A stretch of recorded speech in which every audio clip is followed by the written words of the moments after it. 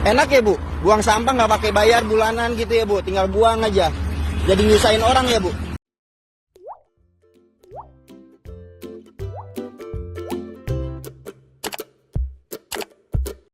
Ini dia nih salah satunya nih ya, yang tukang buang sampah sembarangan di jalur HK.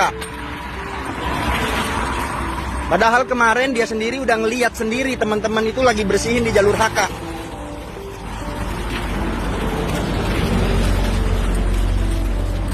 Enak ya Bu, tinggal buang-buang gitu aja ya Bu.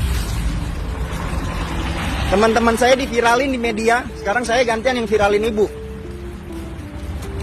Ibu dagang di mana Bu?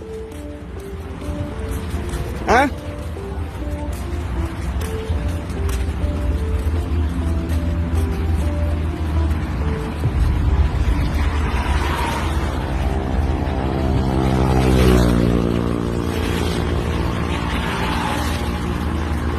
Enak ya Bu, buang sampah nggak pakai bayar bulanan gitu ya Bu, tinggal buang aja.